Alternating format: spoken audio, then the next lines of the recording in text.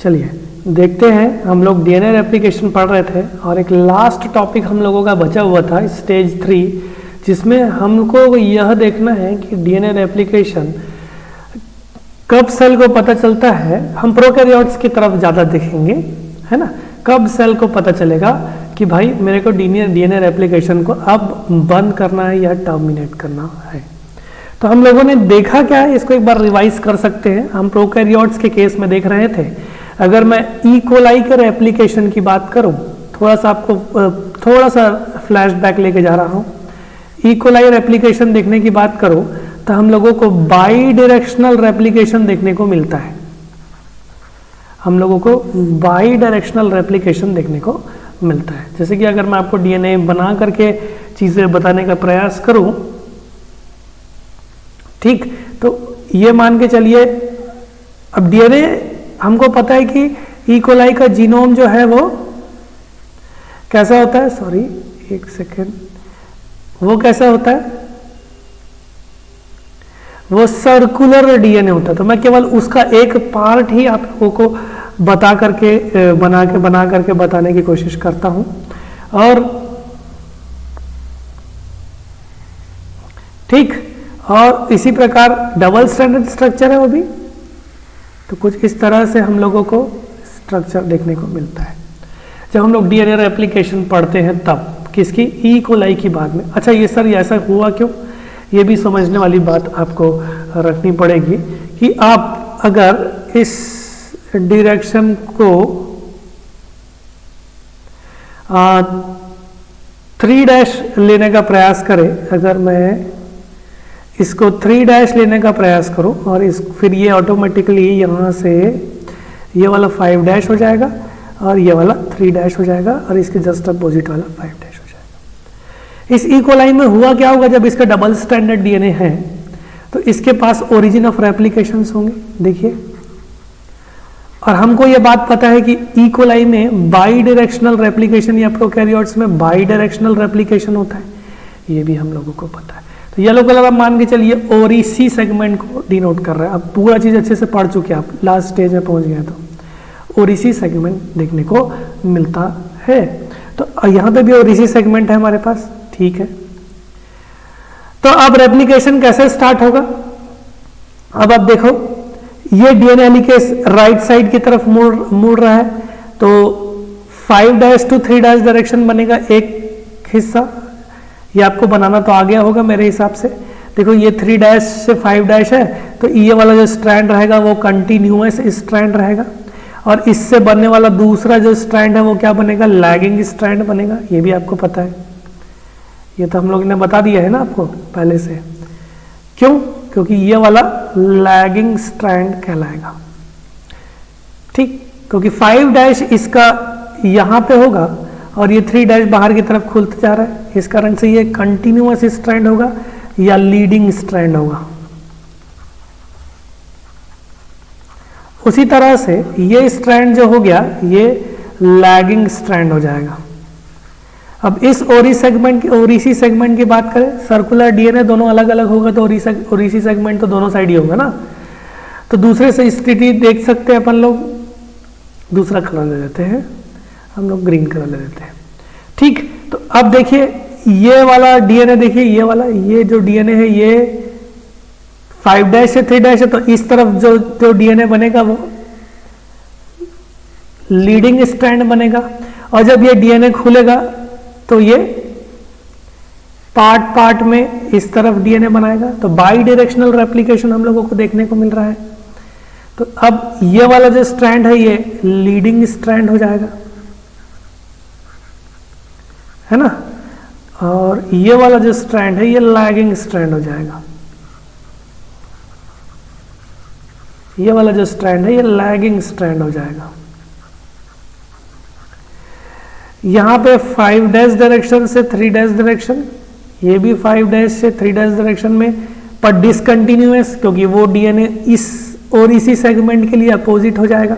अच्छा एक चीज ध्यान पे रखिए, अगर आपको समझ में नहीं आ रहा है कोई बात नहीं, तो मैं आपको एक और चीज बता सकता हूँ कि हमारे पास डीएनए हेलिकेज जो है इधर भी मूवमेंट हो रहा है और इधर भी मूवमेंट हो रहा है।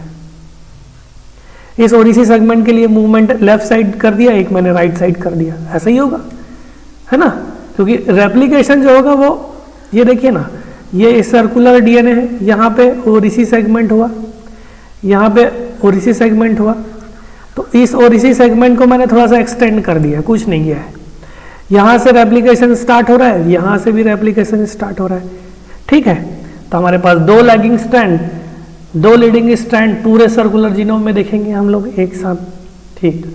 अच्छा, मजे की बात क्या है कि हम लोगों को 2 रेप्लिकेशन फॉर्क देखने को मिलेंगे, ये भी रेप्लिकेशन फॉर्क है, तो हम लोगों को 2 रेप्लिकेशन फॉर्क देखने को मिलेंगे प्रोकैरियोट्स में।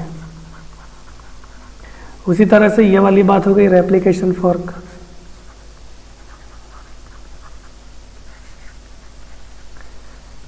तो अब इसका टर्मिनेशन कब होगा, इसको देखने की बात हम लोग करेंगे। तो अब देख लो, अगर मैं ये सेगमेंट लूं और टर्मिनेशन की बात करूं, तो टर्मिनेशन जो है डीएनए रेप्लिकेशन का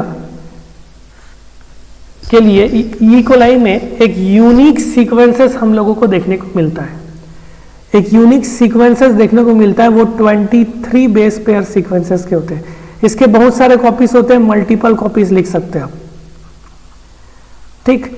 इन मल्टीपल कॉपीज सीक्वेंस 23 सीक्वेंसेस को हम लोग बोलते हैं टर सीक्वेंस। क्या बोलते हैं? टर सीक्वेंस। टर्मिनेशन से टर आया होगा। अच्छा, ये कितने तरह के होते हैं मुख्यतः मैं आप लोगों को बता सकता हूं। देखो, मान के चलिए ये एक जीनोम है, यहां पे ओरिसी सेगमेंट है हमारे पास, ठीक है। यहां पे हम लोग लिख दिए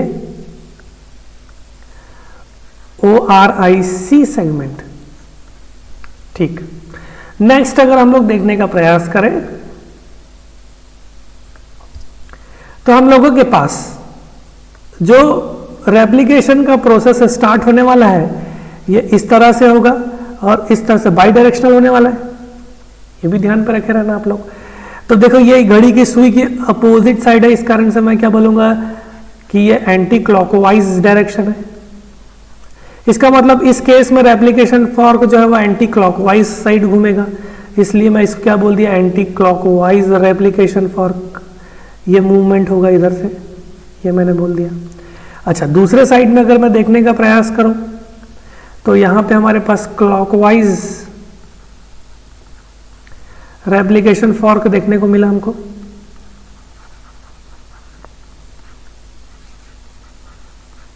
हो गया। तो इस कारण से मैं क्या बोल रहा हूं, इकोलाई का जो रेप्लिकेशन है वो कैसा है, वह बाई डायरेक्शनल रेप्लिकेशन है।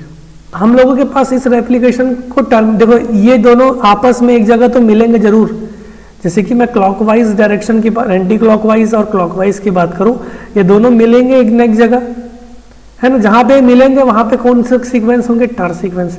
ये तो जीनोम अगर ये पूरा रेप्लिकेशन राउंड मार दिए तो भाई गड़बड़ी हो सकती है, या फिर एक बनाना है तो हम 2 बन गया, ऐसा भी हो सकता है। तो ये दोनों ही मीट करेंगे एक पॉइंट पे, ये भी ध्यान पे रखे रहना आप लोग, ठीक है। चलिए नेक्स्ट अगर मैं देखने का प्रयास करूं, हम लोगों के पास 23 कॉपीज, 23 बेस पेयर के मल्टीपल बेस पेयर्स में हम लोगों को सीक्वेंसेस देखने को मिलते हैं, जिसको हम लोग बोलते हैं टर सीक्वेंसेस।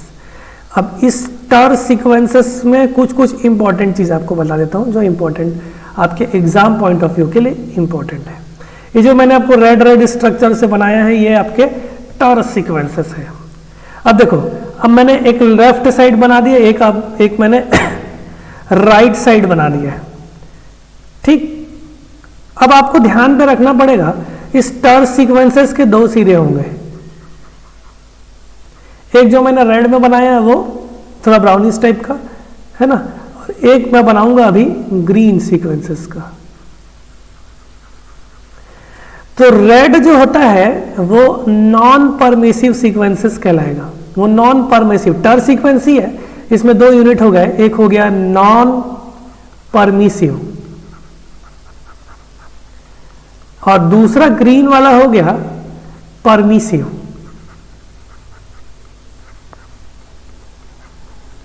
तो नॉन परमिसिव मतलब वो रेप्लिकेशन फॉर्क को जाने नहीं देगा। परमिसिव मतलब ये अलाउ करेगा रेप्लिकेशन फॉर्क को मूव करने के लिए, allows replication fork to for movement, replication fork to move. और ये जो नॉन परमिसिव है stops replication fork to move. ये वाली बात आपको ध्यान पे रखनी पड़ेगी। अच्छा सर अब कैसे करें कि नॉन परमिसिव और परमिसिव एंड कौन कौन से, तो आपके सामने जो मैंने सीक्वेंसेस बनाए हुए हैं उनमें अगर मैं देखने का प्रयास करूं तो हमको यह देखने को मिलेगा कि जो राइट साइड में उनके परमिसिव सीक्वेंस हमेशा ही राइट साइड में ही होंगे। ये ध्यान पर रखे रहना। जो राइट साइड के जो सीक्वेंसेस है उनके जो परमिसिव सीक्वेंस है वो राइट साइड में ही होंगे। इसको आप ध्यान पे रखे रहेंगे। और जो मैंने लेफ्ट साइड बनाया है ये आपके सीक्वेंसेस जो है यह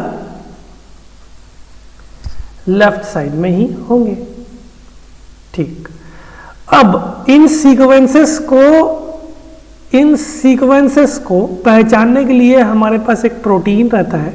उस प्रोटीन को हम लोग बोलते हैं टस प्रोटीन। क्या बोलेंगे? टस प्रोटीन। उन सीक्वेंसेस को हम लोग बोलेंगे टस प्रोटीन्स। तो इन सीक्वेंसेस को पहचानने वाले जो प्रोटीन्स रहेंगे उनको हम क्या बोलेंगे? टस प्रोटीन्स।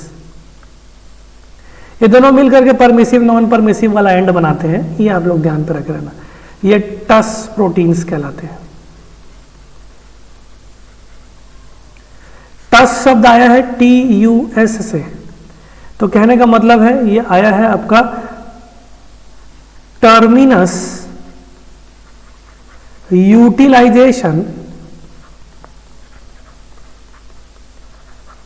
सब्सटेंसेस से।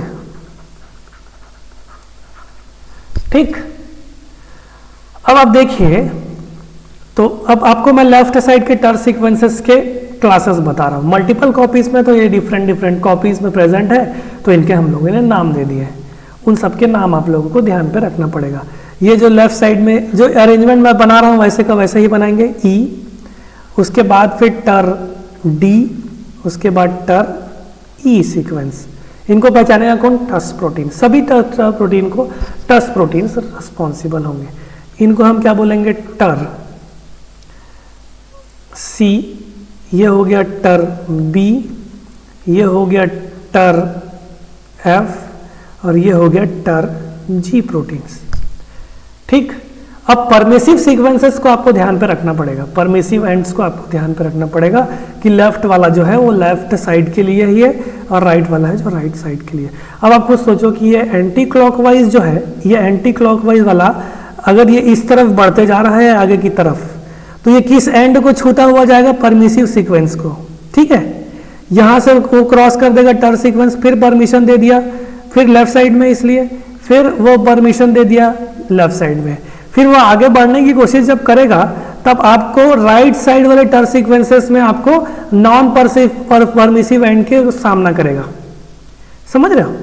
परमिसिव एंड एंटी क्लॉकवाइज जो है ये नॉन परमिसिव होगा। तो ये जो सीक्वेंसेस है ये एंटी क्लॉकवाइज वाले रेप्लिकेशन फॉर्क को आगे बढ़ने नहीं देंगे। क्यों?